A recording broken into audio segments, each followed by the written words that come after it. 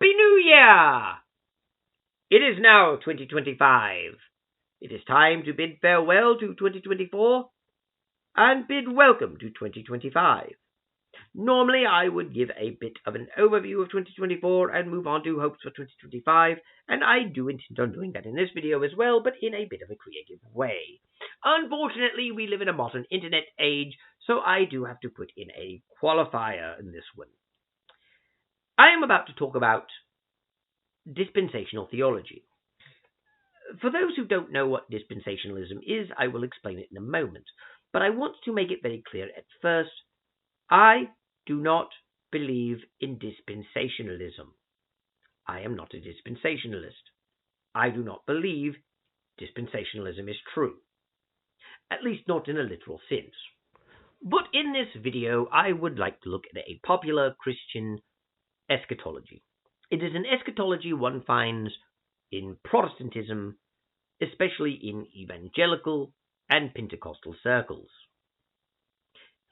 Now keep in mind, I have never been a Pentecostal. In truth, I've never been an evangelical Christian either. Although, unfortunately, some resources, including the Encyclopedia Britannica, claim that I have been an evangelical because they claim that the Churches of Christ are an evangelical church. I grew up in the Churches of Christ. We live in a time that is very odd, though, because we don't really have an intellectual society that looks at facts very well, but that's for another time. Suffice to say, the Churches of Christ are not evangelical. The evangelicals believe that you have this specific moment of salvation where you go from an unsaved sinner to saved, and the Churches of Christ don't have that. And I don't just mean that they do have it, but instead of it being the moment you pray to invite Jesus into your heart when you get saved, it's the moment of baptism. The Churches of Christ don't teach that you get saved at baptism. It's more complex than that, but this is not the video to which I should discuss it. I've done so before, and I shall again in the future, hopefully in better video presentations than I have. Nevertheless, this video is about dispensationalism, sort of. It's really about the new year. But this video is not about endorsing the theological view and being literal. I am speaking allegorically about dispensationalism. To do so, I'm going to briefly describe what dispensationalism is. Most people have probably heard of these concepts before, but don't necessarily know they are called dispensationalism. In fact, many people think it's what all Christians believe. The truth of the matter is, most Christians don't believe what I'm about to describe. There are even evangelical and Pentecostals who don't believe what I'm about to tell you, but this is the common general overview. That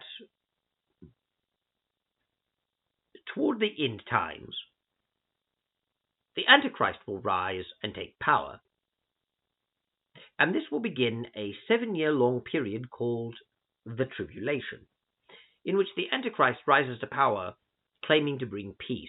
The peace will last only 3.5 years, and then war will break out, and then after another 3.5 years, there will be a final battle of Armageddon, and Jesus will return, vanquishing the forces of Satan and Satan himself, and casting them into the pit for 1,000 years, before he establishes himself as the King of the Jews, as the Messiah, wins world acceptance in that role, and begins his reign from Jerusalem. This view, of course, also comes with the belief in the rapture of the church, the event in which Christians are largely spared from the judgments that the 7-year tribulation are meted out by being taken up to heaven, with 3 general views about that, the pre-tribulation rapture being the most famous now thanks to the Left Behind series and a few other prominent people preaching on it, where Christians are taken from the earth before the tribulation period begins, or shortly thereafter, thus being spared from the tribulation. Others believe that the tribulation will be partially endured by Christians, the part when it's not yet war, but when only corruption and evil occur. but after 3.5 years, they're taken up. This is called mid-tribulation rapture. And of course, there's post-tribulation rapture, where the Christians are taken at the end. And I'm not going to go into which one is true, because I don't believe any of them are true. And the rapture part isn't really the most relevant part of this anyway, even though it normally is much more prominent when people discuss dispensationalism. Rather, I'm looking at it from the perspective of someone who studied religions, the world's religious traditions, and the values they have to humanity. Because one thing I've learned, that militant atheism does not acknowledge typically, or at least doesn't do so when it comes to Christianity or other extant religions like Islam, but will with Greek mythology because they have some sort of fetish about Greece and Rome. And that is that even if not literally true, the world's religious traditions often hold symbolic value for things we go through in our everyday life. That is why the study of mythology and fairy tales can be very profound and can teach us things about the human condition and help us contextualize and understand the things in our world, just as the study of the world's major religions can. And that would include things you don't think are actually true, and that is what I'm talking about in this video. Because for years people have been talking about woke culture and DEI and how various nefarious forces have conspired together to change the world along neo-Marxist principles. And all of this is actually true. It's been revealed. We really do have a World Forum of Economics. We really do have Klaus Schwab. We really did have Jack Epstein. We really did have an attempted unaliving of Daniel Trumpet as he ran for premier of the United Avalonian States. And I really do have to use euphemism in order to get my videos not deleted. So there you go. And to that end, I've been thinking a lot lately about dispensationalism from an allegorical point of view and how it can help frame our understanding of what we're experiencing. So long as you don't take the numbers literally and don't take everything so literally. I don't really think, for instance, that the 7-year tribulation has to be 7 years. With that said, one could very easily see the rise of Antichrist to be less about an actual person and more about the woke ideology itself being personified. The people like William Dawes or Larry Fink or George Soring or Warren Buffett, that sort of thing.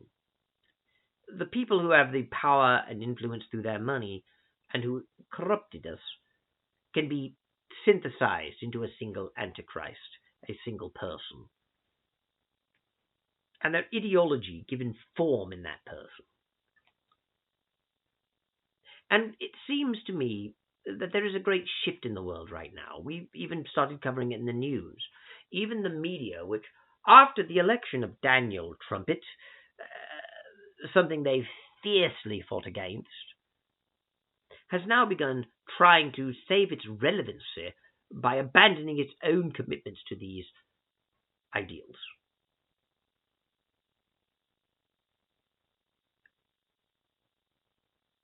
And to a large extent they have. You read reports talking, for instance, about Hollywood and the great unwokening, because Hollywood had been financed by people like Larry Fink and like William Dawes and like the people at the World Forum of Economics in an attempt to reshape society and social perceptions. Just as they had bought off the news and it became a propaganda arm for left-wing political platforms in the Democrat Party in America, just like they've bought off academia and now it pushes their political view while not really teaching us. We've had years of darkness, I would say far more than 7 years, years to which the Antichrist rose to power and ruled over us. And there was even a proverbial 3.5 years of peace when it was relatively stable and just being stuck into the boards, to the last 3.5 years being a full-blown culture war. Not a war, of course, of literal bullets, but a culture war. it does seem that we've gone through the Great Tribulation. And yet, with the election of Daniel Trumpet as a harbinger, and with more and more people refusing to watch new television shows, refusing to watch new media, refusing to listen to what universities say, refusing to go along with it, people are angry and rejecting this wholesale, and they can no longer continue to finance constant failures in the medias, constant failed movies, constant failed television shows, constant failed books and DEI programs, and are collapsing. Even the great magic kingdom, once a place of beauty and light, taken over by the Antichrist and his minion, Bob Iger, has now begun to collapse, having lost its independence and becoming not a kingdom but a vassal state, and being crushed under the weight of its own evils and sins. People are tired of the woke. People are tired of neo-Marxism. And it seems that at least in one way, Christ is returning. If by Christ we mean sanity to the culture, we mean traditional values, understanding of the world, and an acceptance of reality as it is, rather than an attempt to reshape it to our own desires, learning to be tolerant of each other, because even though the left claimed to be tolerant, it never was. We've learned that the left demands ideological purity, and people on the left will often fall out with other people on the left if they disagree on even slight issues, whilst the right is much more accepting, which is the exact opposite of what we've been told for years. We've been told that the right is authoritarian and controlling and demands ideological purity, while the left is tolerant and diverse and accepting and will listen to other views. Well, it's always been the opposite of that. The left demands ideological purity and are perfectly willing to go to war and destroy other left-wingers based upon not being ideologically pure, whereas the right is more willing to allow a diversity of thought and agree with most things, if not all things, and still work together and discuss the differences. The right is actually less authoritarian and less controlling than the left. At least in our modern world. I'm not necessarily saying this is inherent, but it is what we have seen. And it does seem that the ascendancy of the right, at least in the way it's being understood in our modern culture, could be embodied in a person of Jesus, an allegorical Jesus, who has come to return to break the power of Antichrist, the DEI, the reimagined tomorrows, the bold new world scenarios, and come to establish his kingdom, vanquishing Satan and his forces and casting them into the pit for 1,000 years, which does regrettably mean that they will eventually return for a short season. Though luckily, when they return, they can be quashed very rapidly. But it seems that Jesus is returning. And it seems that 2025 will be the year that Jesus returns to establish his kingdom on earth. Allegorically. I have to keep saying that because in the internet age, people are not very well educated and they think I'm making an actual prediction. I am not predicting that Jesus will literally return in 2025. I'm not saying he won't. He could. He can come back at any time that he wishes. But I am saying that right now my statement that Jesus will return in 2025 is allegorical, not literal. And the Jesus I speak of is not the man Jesus Christ, but the ideal, representing traditional Western culture and values. The return of the king. In a way, the re-election of Daniel Trumpet as only the second person to hold a second non-consecutive term as premier in Avalonia is somewhat symbolic or foreshadowing this. Again, I'm not saying Daniel Trumpet is Jesus Christ, nor am I saying that Daniel Trumpet is his true representative on earth, only that it is a foreshadowing. After all, many people have commented on the return of Daniel Trumpet as of the return of the king, a restoration of a rightful ruler having been wronged, or at the very least, someone who was once king who left, who has returned to be king again. Or, if you're on the left, the dire return of the evil Dark Lord to his throne to bring years of darkness. But that doesn't quite fit my theme now, does it? In this case, I'm saying that the year 2025 could very well be the year Jesus returns in the form of Western culture, because even though there's efforts in our woke academia to delegitimize Christianity and to remove from it any accomplishments, Western culture as we understand it today is a product of Christianity. So Jesus would certainly be the best choice to embody what Western culture is all about. It's centered around him literally, and it's centered around his teachings.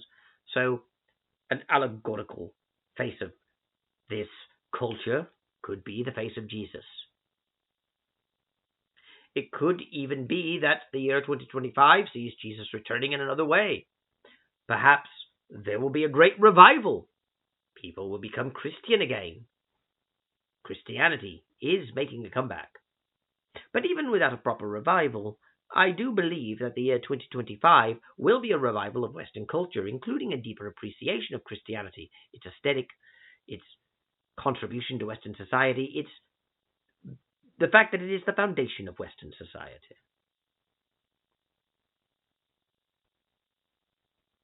I believe that the year 2025 will be the year when we start agreeing more with Jordan Peterson. Granted, I've been saying the same thing for years, but no one listened to me anyway, that whether literally true or not, the things in the Bible are true in terms of human psychology and the human condition, and that they should be studied rather than just rejected out of hand. That's not to say that there is no literal truth in the Bible, only that we often miss deeper understandings when we make things superficial.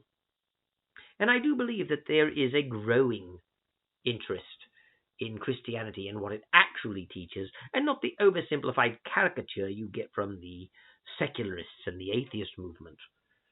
I do believe that 2025 will be a year of restoration of Western values and a reinvigoration of Christian cultural identities.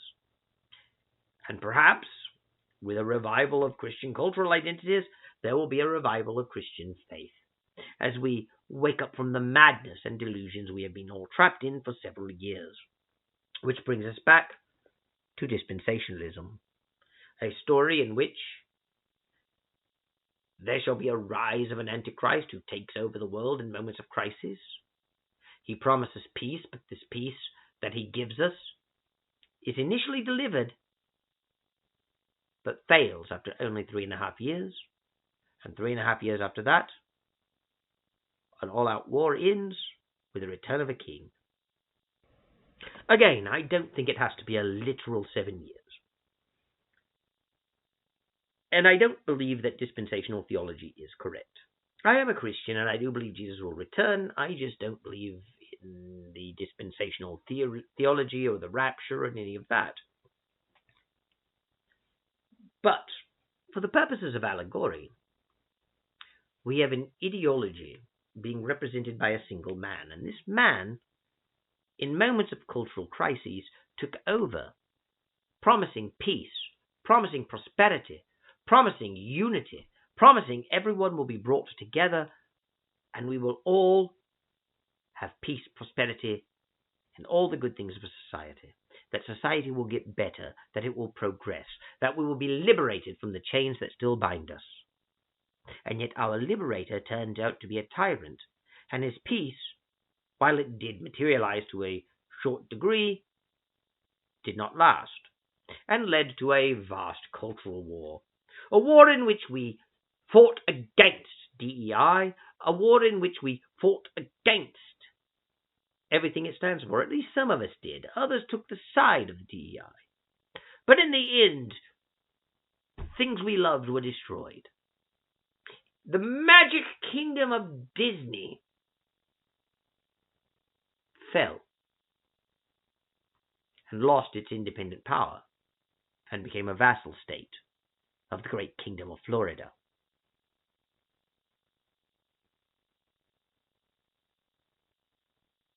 Disney lost its cultural influence and power as well. But it managed to inject its poisons into the Jedi and Star Wars, just as Paramount and CBS took DEI money and dutifully obeyed the Antichrist. And Star Trek was ruined. Indiana Jones over at Lucasfilm came back ruined. Superheroes dragged down. We had a very anti-life neo-Marxism being promoted. And it was being promoted through a slow march of the institutions until they gained enough power and prominence to just seize that control. And now it is being hotly rejected, and a fierce cultural war ensued. Many casualties in that war occurred. But at the end, there was a final great battle, the Battle of Armageddon, which for us took a few months, and saw the felling of one of the great generals of Antichrist, General Joe Biden, one of the vassal kings of the kingdom of the United Avalonian States, to be replaced by Princess Kamala Harris, who fought against Daniel Trumpet. But Daniel Trumpet, whom they had vilified for years, and whom they had inflicted a deadly wound on, returned, oddly enough. I say oddly enough because Antichrist is supposed to receive a deadly wound and come back, but that seems to be on the opposite end in this particular allegory. But with the triumph of Daniel Trumpet, those who resisted the woke, those who resisted the DEI, those who resisted all of that, were brought low to an end. And now the world is changing, and Christ has descended from the heavens. Daniel Trumpet won the election. The news media has collapsed. Entertainment companies have collapsed. Smaller companies are coming up to fill their voids, or even independent creators. We live in a glorious new era when the evil has been broken and the power of Antichrist is broken and shall be soon cast into the pit. And Christ our King has come to return to rule in glory. Again, in this allegory, the Antichrist was a personification of ideology, and Jesus was not the actual Jesus Christ, but Western culture and civilization, and possibly Christianity itself, making a comeback.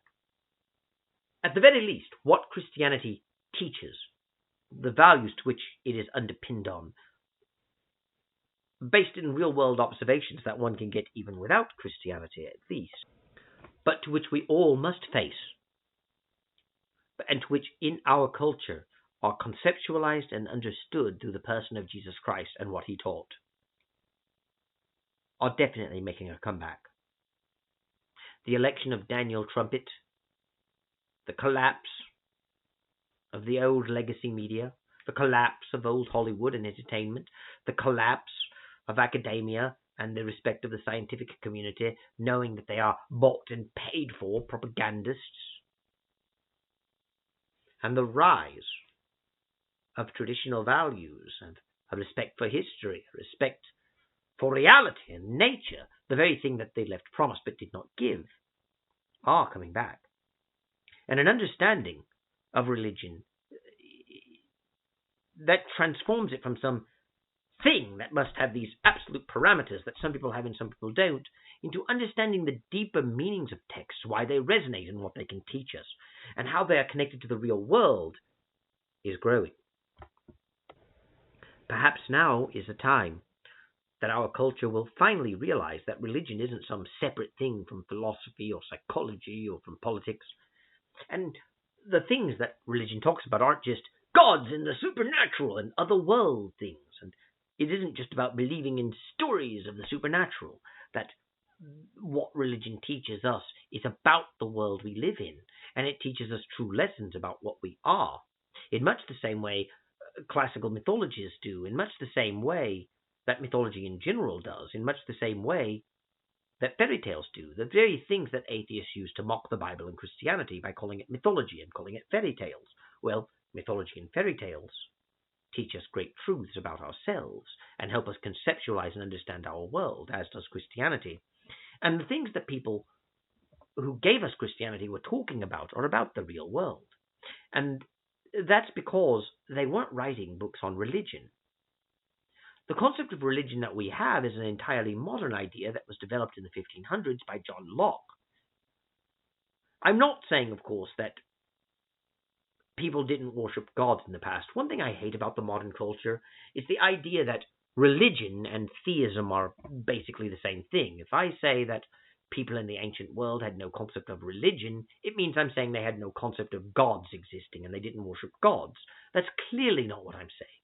They believed gods existed in ancient Greece and Rome. Christians believed in God. Yes, you had temples, you had churches, you had other things. But they didn't have religion as a concept.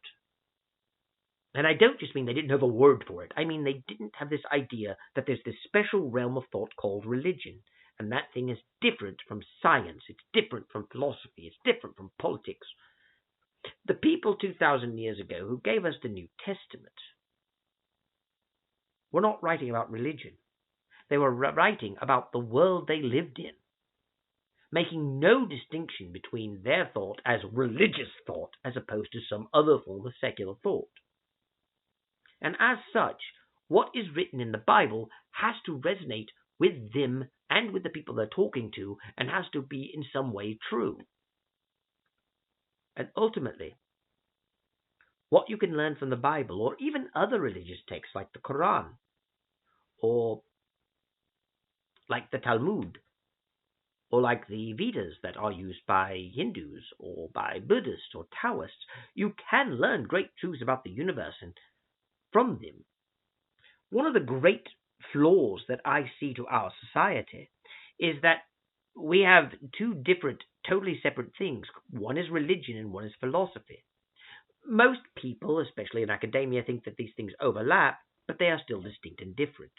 And people who really hate religion think they're totally different and don't overlap. You have religion clearly over here and philosophy clearly over here. But whether you think they're totally separate or overlap and share some common ground but are still different, with philosophy being distinct from religion, I think you're mistaken. Philosophy and religion are the same thing. And ultimately, even our secular culture that claims to be neutral toward religion is religious, because secularism is a religion. It sounds bizarre saying that because we have effectively made secularism the opposite of religion in our minds. We obviously think if someone is secular rather than religious, they clearly can't be religious. And we haven't really figured out that this is just word games.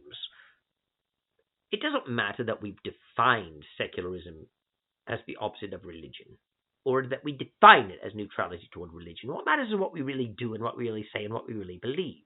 And modern-day secularists very clearly are not neutral toward religion, since they mock and ridicule religion, especially Christianity.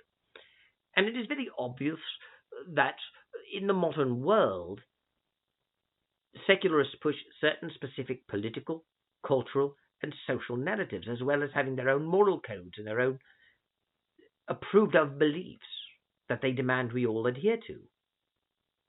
They don't even hide it anymore. You have people like Newe saying that, oh, we'll give you freedom of religion. You can go to, so long as you keep it in your home and in your religious place like temple or mosque or church. You can go and participate in whatever silly rituals led by people with funny hats you want. You can believe whatever silly thing you want in your home or in your church or in your mosque or in your synagogue. But when you're living in society, you must live in a secular society, and you must accept a preeminence of secularism. We will give you religious freedom to do your little silly religious ceremonies led by people with funny hats and to believe your stupid fairy tales. We'll even let you live by it to a degree. You can eat whatever food choices you want. But there is a limit, and if your religious beliefs conflict with secular values, then you must be willing to lay aside your religious beliefs and accept secularism. This is why I don't believe people when they tell me secularism is nothing but neutrality toward religion. It very obviously isn't. It's very obvious that as much as we prefer to imagine that secularism is not religious and doesn't have the same traits of religion, it very clearly does.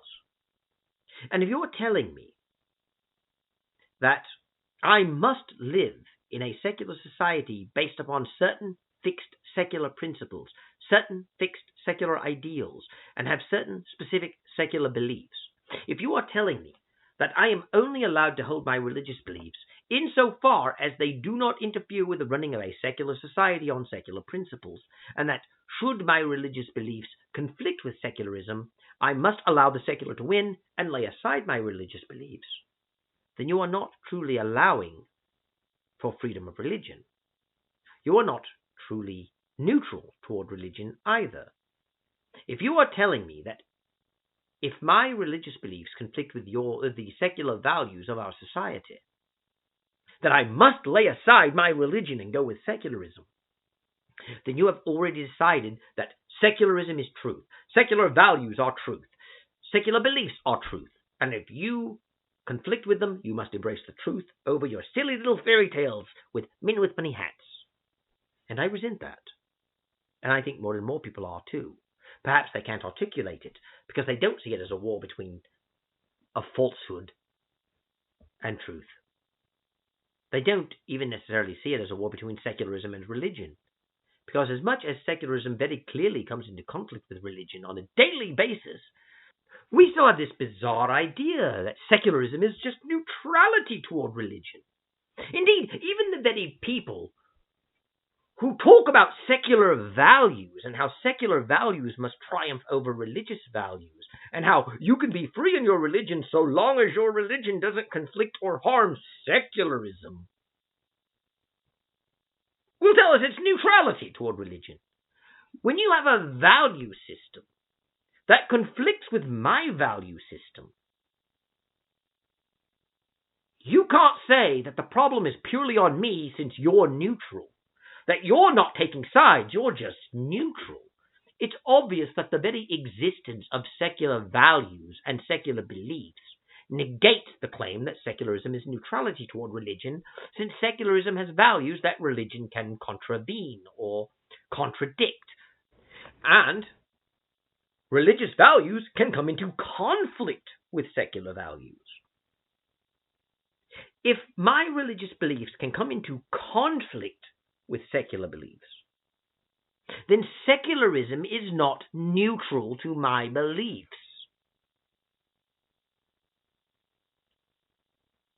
The great lie in society is that we need secularism because otherwise we will have religious wars and religion will take over and we'll have a theocracy like Iran and Saudi Arabia under Christian Sharia law and a real-life Handmaid's Tale. But none of that's really true. We can allow people to hold their beliefs and discuss them and be willing to compromise. And I know that we're supposed to believe religious people are not rational and will never compromise, that as the divine prophet Christopher Hitchens, most holy, hallowed be the name of Christopher Hitchens, said, atheists, no matter how fiercely they disagree, will sit and reason together and come to compromise, and perhaps even one being willing to change his mind with evidence. But religious people will never listen. They believe everything on faith. They're irrational and believe without evidence, and every issue that comes up, no matter how trivial or minor, is the very word of a God who is infallible, and they can never change anything. Hence why religion is poison and poisons everything. Well, we know that's garbage, because Christopher Hitchens' atheism was not a mere lack of belief in a God. His atheism was a proclamation that God did not exist, tied with Marxist values because he was a Marxist. And no, Christopher Hitchens was not right-wing. He was left-wing his entire life. Supporting the war in Iraq so you can kill Muslims is not being right-wing. We know because left-wingers are perfectly willing to kill people in violent revolutions and wars all the time. So the idea of peaceful left is nonsense. The simple reality is Modern secularism was invented in the 19th century progressive movement. It is not something that goes back centuries. It isn't something that America's founding fathers believed in. And by the way, I'm not a fan of America's founding fathers, so spare me the claim that I'm suffering from cognitive biases, that my heroes of America's founders have to be like me. They don't. They're not like me. They don't have my beliefs. I'm monarchist. I believe the world was better off before the modern Enlightenment era republics, all based on Freemasonry. I do not look at America's founders as heroes, so when you inevitably talk about how I'm cognitively biased, being a patriot, believing that America's founding fathers were glorious men, and therefore I must believe they were devout Christians like me, and would suffer cognitive dissonance if you show me facts, keep in mind that that's all just tosh and nonsense.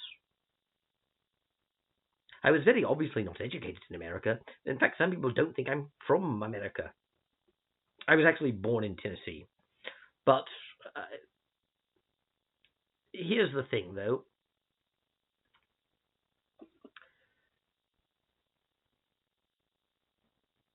Historically, America's founding fathers were not the deists who rejected Christianity that the left and modern atheist movement says they were either. It may be true that people like David Barton misrepresent them and their beliefs, but so does the modern left. Everyone seems to do so for ideological reasons when they become ideologically motivated. But right now, I don't really care. They were not secularists. The reason they weren't secularists is because secularism does not go back to the Enlightenment, and certainly doesn't predate it. Secularism goes back to the 19th century and was created by George Jacob Holyoake, and Holyoake was a communist. Not a Marxist communist. He became a communist through the works of Robert Owen. A lot of people don't realize that there are non-Marxist communists around, or at least were historically. Though, to be fair, Holyoake did admire Marx, and because he was an actual person who lived a life, his views were modified over the course of that life. And believe it or not, George Jacob Holyoake did embrace certain Marxist beliefs and values, and did support him. Holyoake was also a member of the Workers' International, an organization that was developed around Marxist thought, though independent of Marx at first, though they did invite him to be the president of, and he accepted. So you have the Workers' International, a communist group based on Marxist principles, which Holyoake joined. That is where modern secularism came from. The very word secularism was actually first coined, or at least as far back as we can trace it, to 1843, and ultimately was created by Holyoake, who wrote a book by that name. Now, the word secular existed longer than that. But as with so many things that we see, it's misleading to say that. Just because the word secular existed does not mean secularism existed. And it certainly doesn't mean that the word secular meant the same thing in the past as it means today. The modern secular movement is not really so much about separating church and state as it is about engendering a society that thinks purely in materialist terms, disregards any possibility of an afterlife, and disregards any concept of God, focusing all attention on the present life and material reality as understood by 19th century progressives, which also means an understanding that all social ills like poverty and crime occur specifically because of a lack of material ends to which can be provided to people through a centralized state. The appeal to having an overarching social structure that meets everyone's material needs and thereby creates a happy, contented society, since obviously you don't lack anything, you have all of the things you need to live a comfortable life, will automatically make you happy, and therefore crime will be greatly reduced if not completely eliminated, and so will poverty. The problem with this, of course, is that the scientifically centrally planned society has never worked, but people still keep trying because that's the way this works. And ultimately, the modern secularists hate God. Because as much as they say they can't hate God because they lack belief in God, and you can't hate something you lack belief in, it's pretty obvious that they don't really lack belief in God when they call people delusional for believing in God and refer to God as their imaginary friend, and say they need to go back on their meds and be sent to mental institutions for believing that God exists. It's obvious they're lying when they say they merely lack belief in a God, or making no claims and have no burden of proof. But by lying, they con people into not being able to actually demand they show evidence for any of the things they're saying, and getting the theist to accept the sole burden of proof. And of course, then they equate atheism and secularism, and thus promote neo-Marxist ideology and push ridiculous left-wing nonsense. Virtually everything they say is actually the opposite of what really happens. Whatever they accuse religion of doing, especially the Christian religion, is what they do. And I think that's the greatest problem with the modern secularist movement, or modern left-wing parties in general. They like hiding behind lies and deceit. They don't like admitting what's really going on. They like moving the goalposts, and they like winning arguments through obfuscation and sophistry, and by changing the definitions of words. But it's obvious that their ideology is inherently rooted in selfishness and a desire to have things their own way, which ultimately engenders a childish mentality, which is why the atheist movement relies heavily on insults, and why you see the same thing happening on the left. In fact, there's not really a distinction, since while not everyone on the left is an atheist, and not everyone who is an atheist who is also left-wing is a militant atheist, militant atheism is a left-wing phenomenon, because the idea that atheism is not a religion or an ideology, so atheists can be all over the place politically, is not borne out by the data. The actual facts we have from places like Pew or the United States Census Bureau or studies done at Cambridge University show that atheists are overwhelmingly left-wing, which shouldn't happen if it was just a lack of belief in a God, or even if it was just a belief there is no God. But it's because ultimately atheism is a belief that there is no God, and beliefs cannot exist on their own, and the modern rise of atheism came about not because people became educated and gave up on religion, but because people are taught religion is evil, and especially the Christian religion, and that Christians committed genocide and assault in terms of an intimate variety that I can't talk about, and are all PDF files and all that rot. While, of course, whitewashing and sugarcoating secularist achievements while ignoring all the atrocities committed, or saying they weren't done in the name of secularism, weren't done in the name of atheism. And ultimately, there was an attempt to infiltrate Western cultural institutions back when the Soviet Union was around. It was called the Slow March Through the Institutions. Really, it was called the Long, but I'm trying to avoid Al Gore and his rhythm and the wrath of Al Gore. But at any rate, this long walk through the institutions was instituted by people like Jacques Derrida in order to specifically foment revolution in Western societies by delegitimizing traditional values and cultures, which is why deconstruction exists, which is why the modern atheist movement talks about deconstruction, but also why the left does, because they're basically the same thing. The modern atheist movement is left-wing.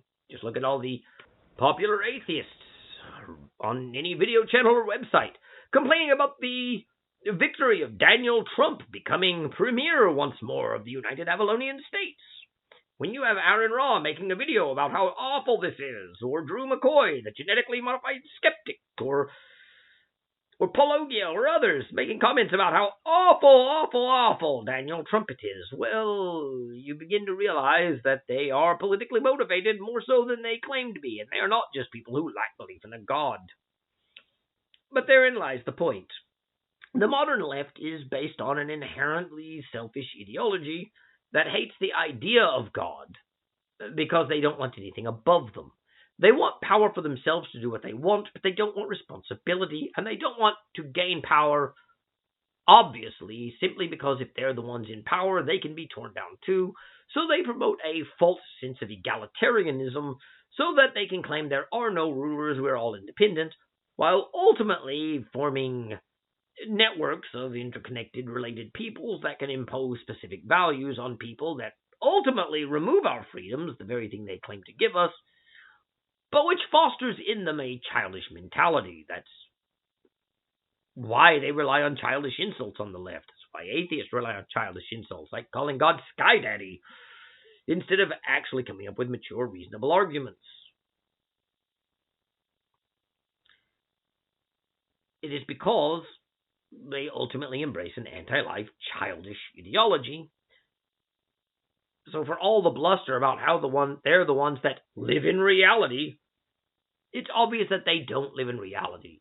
All you have to do is look at the transgender movement to realize that in reality there are two genders, male and female. And in reality, if you're born male, you're male, and you can't really change that. If you're born female, you're female, and can't really change that.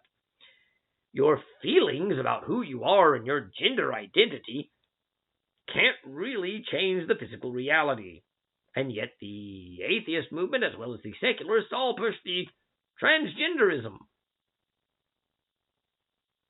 I'm not saying this because I hate trans people. But you can't show love to people by giving in to their delusions. Because at the end of the day, you're trying to help them fight reality, and they can't win that fight. The reason transgender people are so depressed all the time is because they're fighting reality. And you can't win. Not if you fight reality.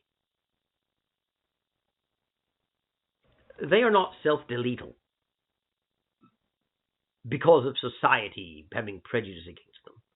They're self-deletal because they cannot accept what they really are, and they have to constantly struggle against what they really are.